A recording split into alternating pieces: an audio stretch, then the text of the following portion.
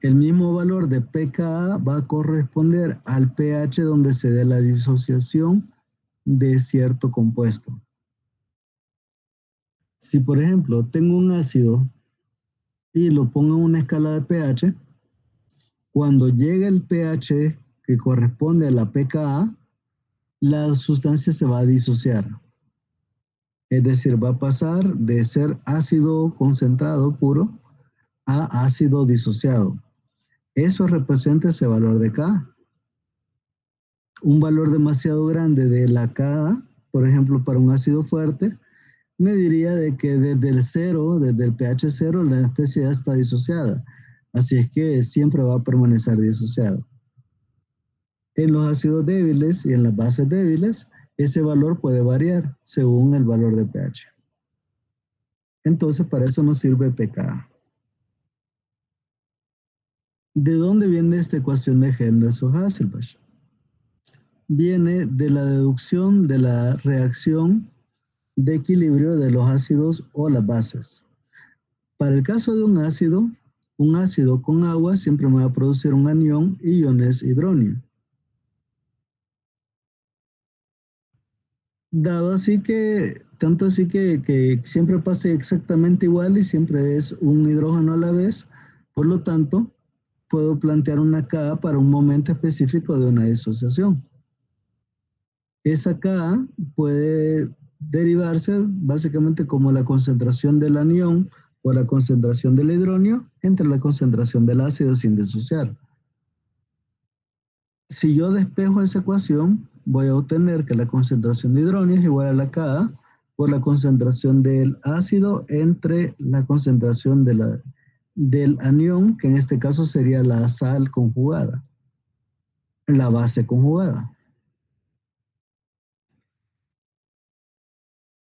Así también puedo tomar los logaritmos y me queda una expresión para la Ka. El menor logaritmo de la concentración de hidrógenos, o sea, el pH, es igual al logaritmo de la Ka menos el logaritmo del ion hidróneo entre el anión. Como el menos logaritmo de hidróneos es igual al pH, menos logaritmo de la Ka es la pKa, solo si quiero dejarlo positivo, solo multiplico todo por -1 y me toca invertir las concentraciones. Así es que el pH es igual al pKa más el logaritmo de la sal conjugada entre el ácido. Y de forma similar lo puedo hacer con el pOH.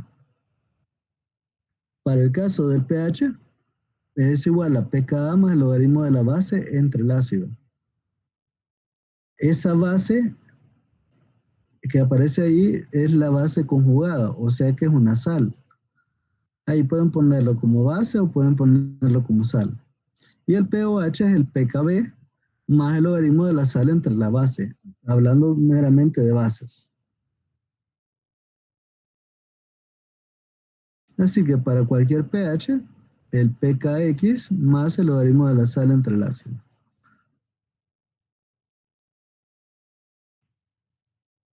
Copien estas dos ecuaciones, por favor, porque las vamos a seguir ocupando. Y son ecuaciones que tienen que tener presentes, ya sea en esta asignatura o en la que siga después, porque todo lo que vemos ahorita nos va a servir después en bioquímica. Les va a servir en bioquímica.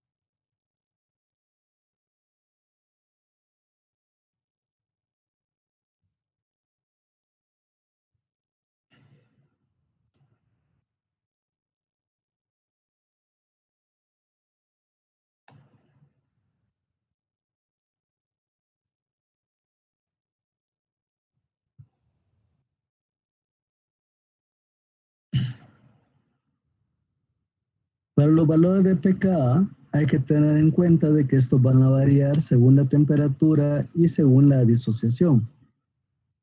En general, una especie va a tener tantas pKas o pKbs igual al número de iones hidróneos que pueda ceder o igual al número de oxidrilos que pueda ceder. Entonces, esto lo tenemos que ver en función de la cantidad de disociación que puede haber. Por ejemplo, para el ácido fosfórico, si ustedes se han percatado, tiene 3 iones hidrógenos. Es un ácido triácido. ¿Por qué se le dice triácido? Porque tiene 3 constantes de acidez. Esto es en función del proceso que se esté ocurriendo con ese ácido. Si, por ejemplo, tengo ácido fosfórico y lo mezclo con agua,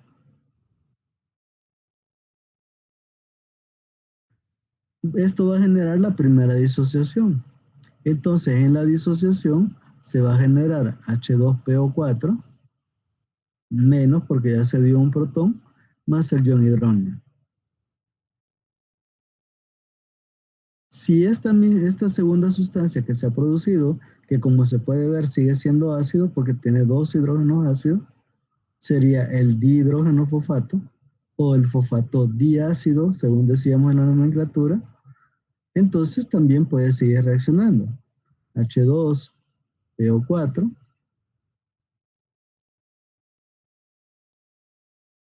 más agua me va a producir otra disociación. Obviamente, las condiciones para que esto reaccione como ácido tienen que variar. Entonces me va a generar la disociación de otra parte y nuevamente me va a quedar PO4 menos 2 más un hidrógeno. Acá ya reaccionó una segunda vez. Sin embargo, todavía sigue siendo ácido porque es HPO4 menos 2. El HPO4 menos 2,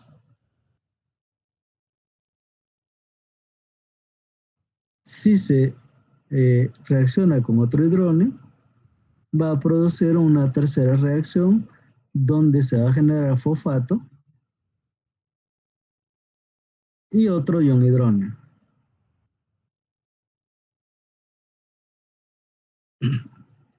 Si ven, han habido 3 procesos.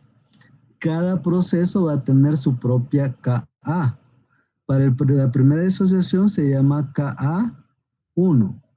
Para la segunda, Ka2. Y para la tercera, una Ka3. Todas las Kas, por ser un ácido débil, van a tener valores inferiores a 1. Si yo normalizo esos valores, voy a obtener un dato que se llama pKa, que es el que estábamos hablando. Si lo normalizo, le saco el menos logaritmo y voy a tener una pKa. Cada pKa va a corresponder a un pH en el cual se da la disociación de un ion. Para el primer proceso, por ejemplo, normalmente anda por un pH alrededor de 3. Si tengo la solución a ese pH, va a ocurrir la primera disociación del ácido. Es decir, el ácido va a dejar ir el primer protón. Para la segunda disociación, normalmente ocurre casi a pH 7, va a ocurrir la segunda disociación y en el tercer valor, normalmente ocurre un pH aproximadamente de 8,5 y esto también va a generar una tercera disociación. Cada proceso de disociación tiene su propio pKa. No sé si hay alguna duda.